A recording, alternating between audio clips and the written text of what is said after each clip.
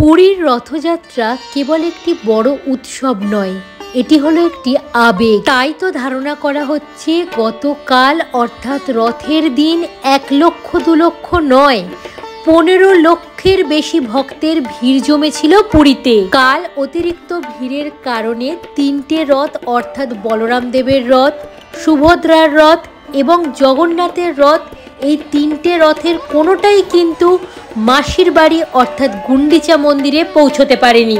জগন্নাথের রথ সবার শেষে যায়। কাল জগন্নাথের রথ শ্রীমন্দিরের সিংহদ্বার থেকে সামান্য এগিয়েই দাঁড়িয়ে পড়ে। অস্বাভাবিক ভিড়ের কারণেই কিন্তু রথ এগোতে বেশ বেগ পেতে হয়। আজ সকালে আবারও রথের রশ্মিতে টান পড়েছে। অনেকের মুখে শুনছিলাম এমন ঘটনা নাকি প্রথমবার, তবে চাক্ষুষ দেখেছি। মহামিলনের এই উৎসবে প্রশাসন কিন্তু যথেষ্ট তৎপর ছিলেন যাতে কোনো অপ্রীতিকর ঘটনা না ঘটে। আজ 28শে জুন, রথযাত্রার পরের দিন। আমি এখন রয়েছি পুরীর মন্দিরের সামনে। কাল তো অসম্ভব ভিড়ের কারণে আমি এই মন্দির পর্যন্ত আসতেই পারিনি, তাই আজকে একটু এলাম, দর্শন করব এবং তোমাদেরকেও দর্শন করাবো। তারপরে আমরা যাব গুন্ডিচা মন্দিরে।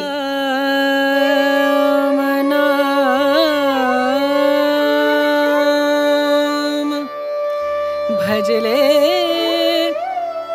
राम नाम सुख धाम, भजले राम नाम सुख धाम, भजले राम नाम सुख धाम।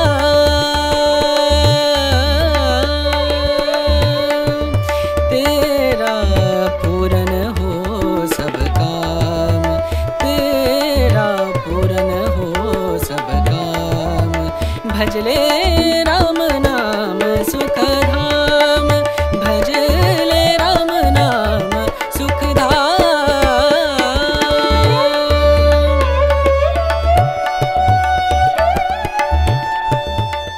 এখন আমি গ্র্যান্ড রোড ধরে সোজা হেঁটে চলে এলাম জগন্নাথ দেবের মাসির বাড়ি অর্থাৎ গুন্ডিচা মন্দিরের সামনে। দেখতেই পাচ্ছ মন্দিরটা জারবেরা এবং গাঁদা ফুল দিয়ে কি সুন্দর করে সাজানো হয়েছে। এখানেও কিন্তু প্রচুর ভক্তের ভিড় রয়েছে। মন্দিরের সামনেই দাঁড়িয়ে রয়েছে জগন্নাথ দেব, বলরাম এবং সুভদ্রা মায়ের রথ। রথে বসে ভগবান তার অগণিত ভক্তদের কি সুন্দর দর্শন দিচ্ছেন দেখো।